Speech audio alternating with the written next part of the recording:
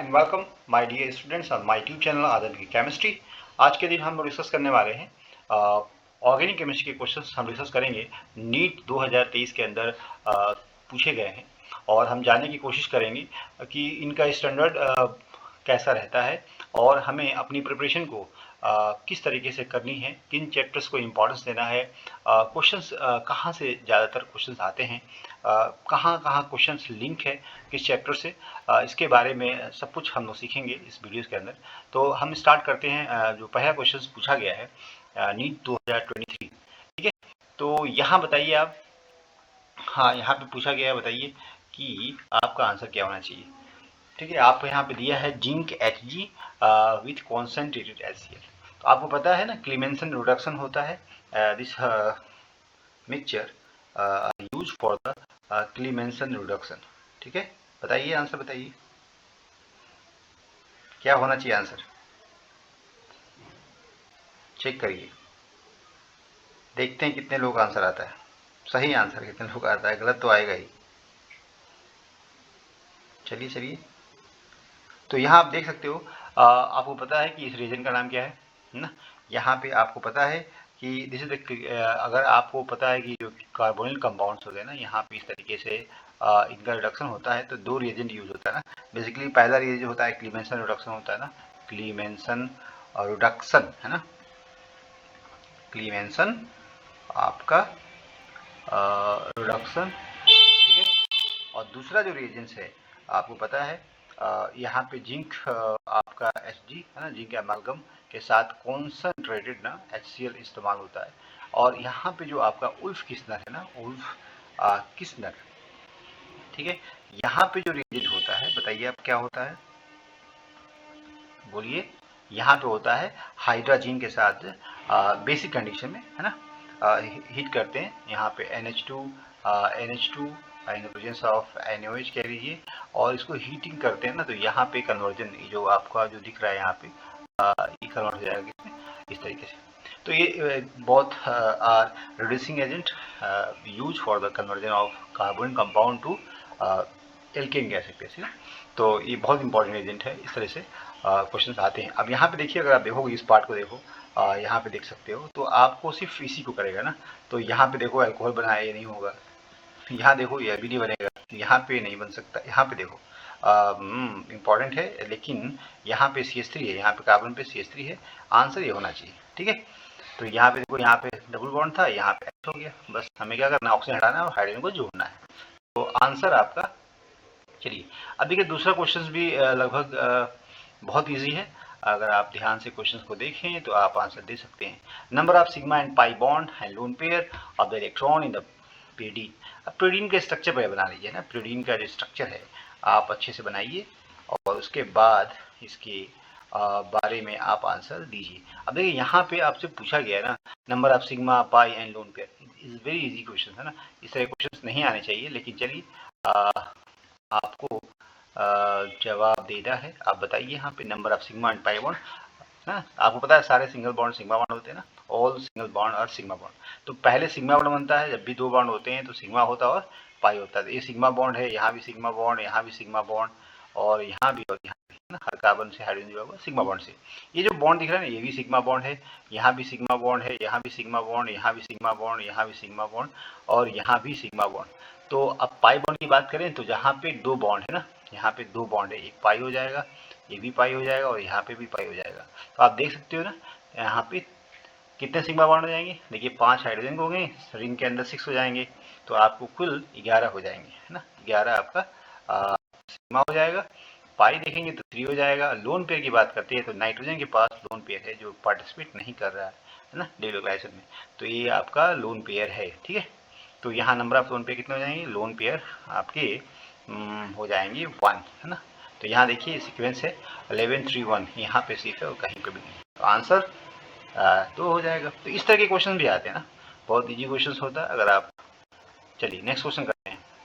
यहाँ पूछा गया है आपसे, बताना है आपको, consider the following reaction, identify the following product. आप बताना प्रोडक्ट बताना है। ये देखिए बहुत अच्छा क्वेश्चन है। आप देखेंगे नंबर ऑफ कार्बन यहाँ 4 है, इसको ऐसे बनाते हैं, यहाँ पे CH3 और यहाँ पे आपका OH। ठीक है, देखेंगे अगर आप यहाँ पे तो पहले HBr लिया हुआ है ना, HBr, और आपको पता है यहाँ प्लस और ये माइनस होता है, और इसके ऊपर लोन पेयर होता है ऑक्सीजन के ऊपर, और लोन पेयर है तो सबसे पहले क्या काम होगा, प्रोटोनेशन। क्या हो जाएगा, प्रोटोनेशन, प्रोटोनेशन हो जाएगा। और प्रोटोनेशन होता है तो बताइए क्या होगा, यहाँ पे आप कह सकते हो सर इस तरीके से यहाँ पे OH2 का प्लस हो जाएगा, हो जाएगा।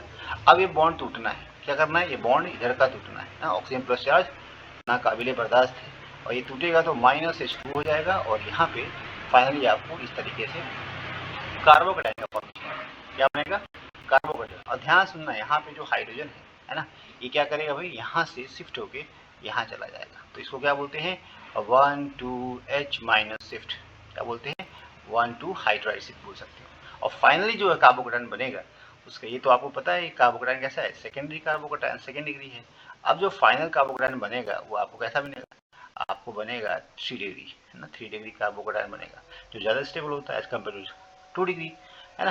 तो यहाँ पे अब जो ब्रोमीन, जो आपका जो ब्रोमाइड जो आपका यहाँ पे है ना, यहाँ पे ये क्या करेगा, यहाँ पे अटैक करेगा है ना, और आपको फाइनली क्या बनाएगा, प्रोडक्ट।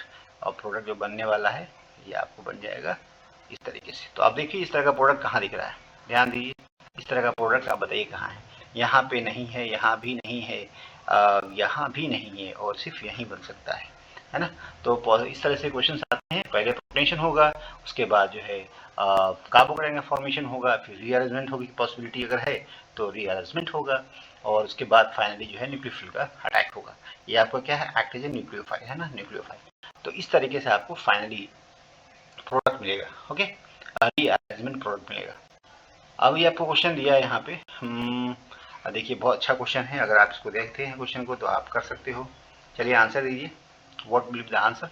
आपको पता है ये ना डाई, यहाँ पे जो पहला स्टेप है ना, आपको सैंड मीर रिएक्शन, आपको पता है कि यहाँ पे अगर आपने पढ़ा होगा, इंजीनियरिंग रिएक्शन कराते हैं ना सोडियम नाइट्राइट के साथ है ना, और साथ में HCl लेते हैं ना, सोडियम नाइट्राइट, तो आपको क्या बनता है, आपको बनता है डाइजोनियम सॉल्ट है ना, प्लस, और आपको अगर यहाँ पे Cl लिया हुआ है Cl माइनस, इसको बोलते हैं डाई एजोटाइजेशन, इसका नाम है डाई एजोटाइजेशन है ना, ये आपको पता है। तो ये जो रिएक्शन ऑलरेडी दे रखी है ना, आपको बताना फाइनली प्रोडक्ट बताना है, प्रोडक्ट होना चाहिए। तो बताइए what will be the product. अब देखिए पहला जो स्टेप है वो क्या है, आपका सैंड मियर रिएक्शन है, क्या है, सैंड मियर रिएक्शन, कैसी है, सैंड है ना, मियर, मियर और रिएक्शन। तो सैंड मियर रिएक्शन में क्या होता है, यहाँ पे आप देखोगे तो डाइजोनियम जो सॉल्ट है ना, यहाँ पे जो NO2 प्लस Cl माइनस है वो क्या करेगा, पहले कॉपर प्लस, यहाँ पे अगर ध्यान से तो कॉपर प्लस में, क्योंकि यहाँ पे 2 Br माइनस है 2 प्लस है, तो यहाँ पे आपको +1 में है। जब भी रिएक्शन करेगा कॉपर 1 से, कॉपर क्या करेगा, इलेक्ट्रॉन देगा इसको, और यहाँ पे रेडिकल का फॉर्मेशन करेगा, और साथ में क्या है, कॉपर 2 प्लस में चला जाएगा, और आपका यहाँ पे N2 भी निकल जाएगा है ना, N2 बाहर निकल जाएगा। तो आप देखो ध्यान से, अब जो रेडिकल का फॉर्मेशन हुआ है ये क्या करेगा भाई, ये जो रेडिकल बना है वो क्या करेगा, रिएक्शन करेगा, जो H है ना, यहाँ पे X माइनस है, इससे रिएक्शन करेगा, और आपका बनाएगा, क्या बनाएगा, यहाँ पे आपको X बना देगा, और साथ में कॉपर आप देखोगे तो ये जो इलेक्ट्रॉन निकलेगा, साथ में क्या निकलेगा, इलेक्ट्रॉन, और इलेक्ट्रॉन कॉपर के साथ रिएक्शन करके 2 प्लस, और क्या बनाएगा, कॉपर प्लस। तो ये जो आपको जो रिएक्शन है इसको बोलते हैं सैंड मियर रिएक्शन, इसमें फॉर्मेशन किसका होता है, आपको बन जाएगा यहाँ पे देखो हेलो एरिन बन जाएगा, या आप क्लोरो जो भी आपने लिया यहाँ ब्रोमोबेंजीन बन जाएगा, ठीक है, क्योंकि यहाँ पे आपको ब्रोमीन यूज हुआ है तो इसलिए यहाँ पे ब्रोमोबेंजीन बनेगा। अब ध्यान अगर दें यहाँ पे, जो आपको स्टेप पता चल गया कि यहाँ पे क्या बनना है, आपको बन रहा है यहाँ पे Br बन रहा है। अब इसके साथ अगर रिएक्शन कराते हो ना, Mg के साथ ड्राई ईथर है ना, ड्राई ईथर ले रहे हो है ना, इसके साथ अगर रिएक्शन कराते हो तो आपको पता है कि Mg इसके बीच में चला जाता है, और यहाँ पे गिग्नार्ड रिएजेंट का फॉर्मेशन होगा, क्या होगा, यहाँ पे Mg हो जाएगा, और यहाँ पे आपको Br। इस तरीके से जो बना है वो क्या है, गिग्नार्ड रिएजेंट है, और इसके साथ कभी भी रिएक्शन वाटर की होगी तो आपको पता है यहाँ प्लस होता है ना, और यहाँ पे क्या माइनस होता है। तो ये नेगेटिव चार्ज और यहाँ प्लस चार्ज है, और रिएक्शन बहुत खूबसूरत सी होती है, आपको पता है H प्लस का एब्स्ट्रैक्शन होगा, और फाइनली आपको जो है एक खूबसूरत सा प्रोडक्ट मिलेगा, ये बोलते हैं बेंजीन। तो बेंजीन द प्रोडक्ट, ओके। तो बहुत ही मज़ेदार क्वेश्चन था, है ना, और बहुत ही यूजुअल क्वेश्चन है, हमेशा रेगुलर पूछा जाता है। चलिए इसका आंसर दीजिए, थोड़ा सा ये कार्बोहाइड्रेट का क्वेश्चन है ना, तो आप इसका जवाब दीजिए, आंसर बताइए क्या होना चाहिए। चलिए आपको पता होना चाहिए कि यहाँ पूछा है कि the unit formed by attachment of base to the one position of sugar is known as nucleoside. क्या ये बात सही है? स्टेटमेंट 1 देखते हैं, बिल्कुल सही है। अगर न्यूक्लियोसाइड की बात करते हैं तो आपको पता है भाई कि अगर शुगर जो होती है ना, 5 कार्बन की शुगर होती है, और यहाँ पे आपका OH होता है ना, यहाँ OH होता है, यहाँ भी OH होता है, और यहाँ पे आपका H, और यहाँ पे आपका बेस है ना, बेस जो होता है, नाइट्रोजनस बेसिस होते हैं बहुत सारे ना, एडमिन, थायमिन, गुआनिन, और यहाँ पे अगर आप देखते हो यहाँ पे आपको CH2 और यहाँ पे OH है। तो अगर हम बात करते हैं यहाँ पे नंबरिंग करेगा कार्बन की 1 2 4 है ना, 5 वन पोजीशन पे अगर आपका बेस जुड़ा हुआ है ना, तो इसको हम बोलते हैं base link with one position of sugar is nucleoside, है ना, इसको बोलते हैं न्यूक्लियोसाइड। क्या बोलते हैं इसको? न्यूक्लियोसाइड बोलते हैं, न्यूक्लियोसाइड। ठीक है, तो यहाँ पे आपको पता है ये बात बिल्कुल सही कह रहा है। देखिए, unit form by statement of base one position of sugar in nucleoside, तो ये करेक्ट है ना। अगर दूसरी बात पूछा जाए कि when nucleoside is linked to the phosphorus acid at 5 position of sugar moiety we get nucleotide in the light of above statement choose, है ना, तो आपको बताना है। ठीक है, तो क्या बताइए, स्टेटमेंट सेकंड सही है?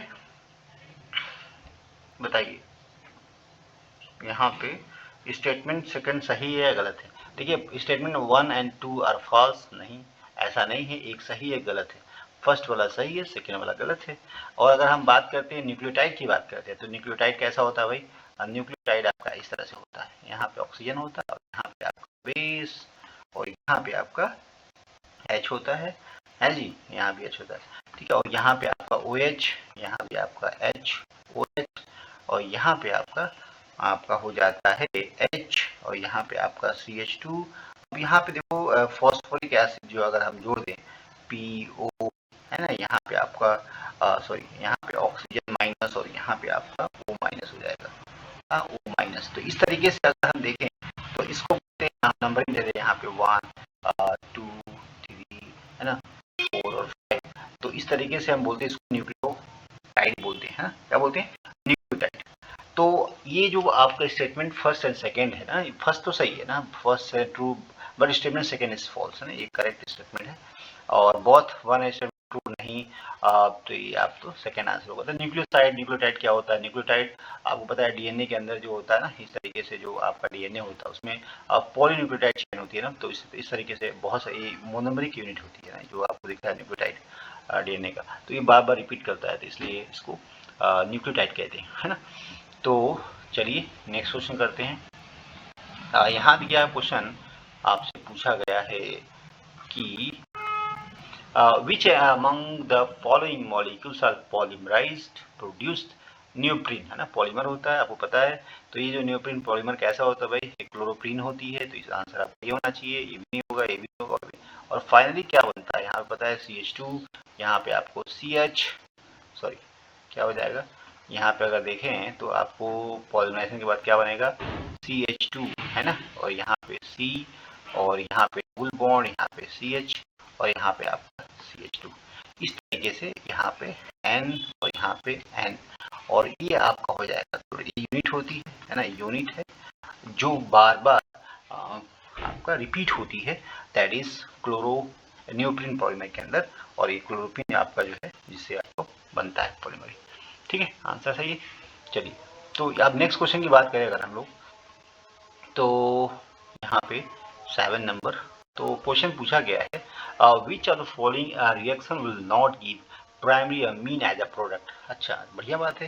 देखिए यहाँ पे लिथियम एल्यूमिनियम हाइड्रोक्साइड कराएंगे, यहाँ पे CH3 है, और यहाँ पे ट्रिपल बॉन्ड है, और इसके साथ लिथियम एल्यूमिनियम हाइड्राइड होती है, और हाइड्रोलाइज कराएंगे, तो भाई आपका ये बनाएगा प्रोडक्ट क्या? CH3, और यहाँ पे CH2, और यहाँ पे तो ये प्राइमरी अमीन बनाएगा, है ना। इसको देखो, ये भी बना सकता है CH3, नहीं बनाएगा NH, और यहाँ पे CH3, तो यहाँ तो पॉसिबल नहीं, ये तो सेकेंडरी एमीन बना रहा है।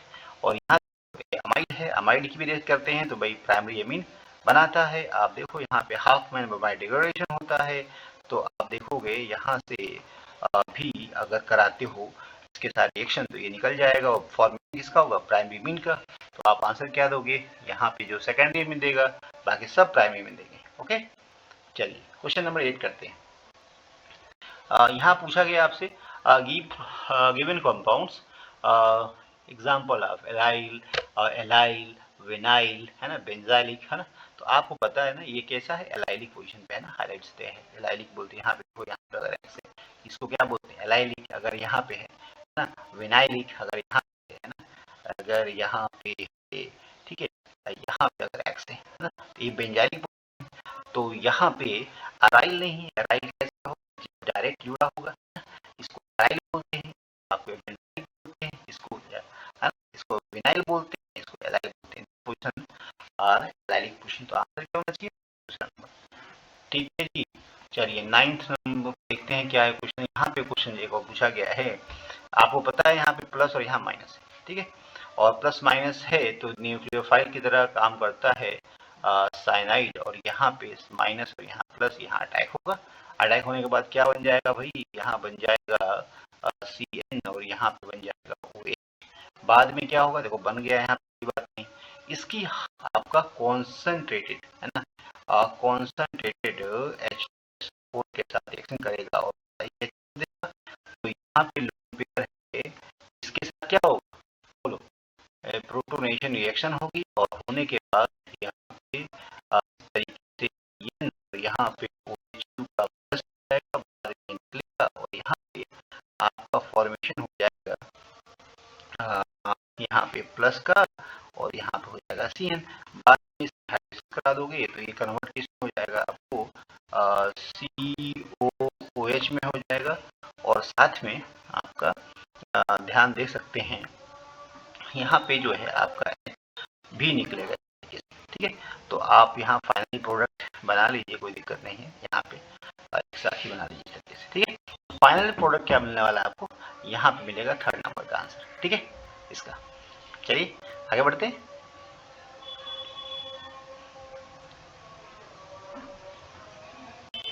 ठीक है, अभी यहाँ देखिए आप क्वेश्चन पूछा हुआ है, which among the following will be most readily dehydrated in the acidic condition में।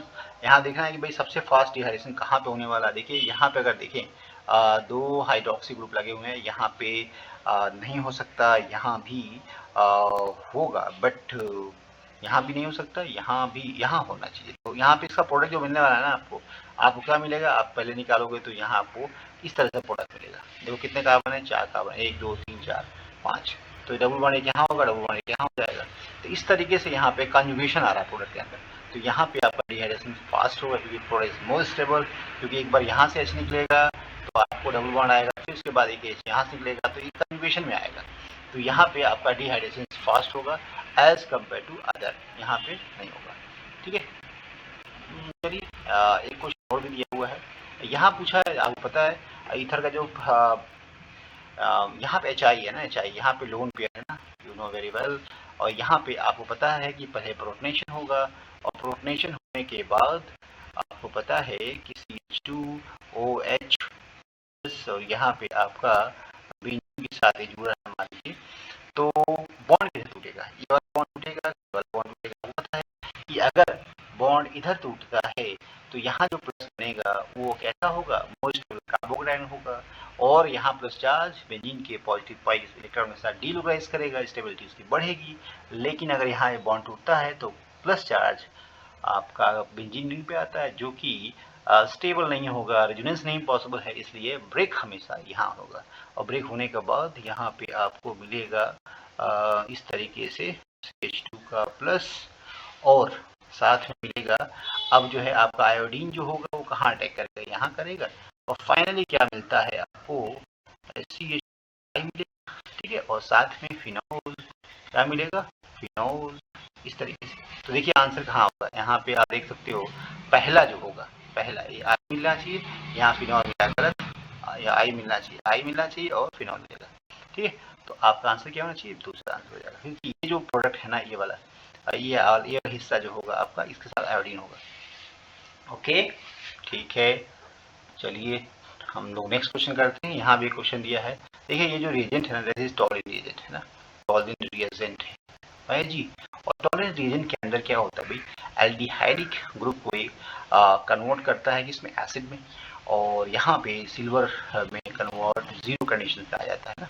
तो यहाँ बताइए ये होगा नहीं होगा, यहाँ पे ये हो जाएगा। कीटोन को कुछ नहीं करेगा ना, कीटोन को कुछ नहीं करेगा, ये छोड़ देगा, लेकिन एल्डिहाइड को नहीं छोड़ता है ना, एसिड में। देखिए यहाँ भी नहीं होगा, ये भी ऑप्शन नहीं होगा, तो सिर्फ आपका सेकेंड आंसर होगा, है ना। चलिए एक क्वेश्चन और भी है, यहाँ पे पूछा है consider the following compound species, बताना है कि number of compound species which obey the Huckel's rule, कौन कौन से रूल्स फॉलो कर रहे हैं हकल्स रूल को। देखिए बताइए नंबर ऑफ, यहाँ पे देखो क्या एरोमेटिक कंपाउंड है, बिल्कुल है एरोमेटिक कंपाउंड है। यहाँ भी एंटी एरोमेटिक है ना, क्योंकि 4 पाई इलेक्ट्रॉन ये भी क्या है, नॉन एरोमेटिक है, क्योंकि यहाँ पे पता है इसका स्ट्रक्चर लगभग ऐसे होता है ना, ट्यूब शेप टब शेप होता है ना, इस तरीके से, और ये नॉन एरोमेटिक कंपाउंड होता है। यहाँ पे एंथ्रासीन ये भी एरोमेटिक होता है, यहाँ पे एंटी एरोमेटिक होता है, ये भी आपका एंटी होता है ना जी। तो बताइए आपका 1 2 और आपका 3 और आपका 3 3 कितना दिया है, 3 और 1 1 2 3 एरोमेटिक होगा ना, क्या होगा ये एरोमेटिक होगा, क्यों बताते हैं बाद में, ठीक है। क्योंकि यहाँ पे जो पाई इलेक्ट्रॉन है ना, तो डबल बॉन्ड है आपका, जो है स्टेबलाइज होगा, एरोमेटिक होगा, और यहाँ पे n बराबर कितना होगा, 0 होगा, और यहाँ पे प्लेनर कंपाउंड है और हकल्स रूल फॉलो कर रहा है तो एरोमेटिक होगा। तो यहाँ पे कुल कितने हो जाएंगे, 1 2 3 4 है ना, तो आंसर आपका ये हो जाएगा। चलिए एक क्वेश्चन और कर लेते हैं हम लोग।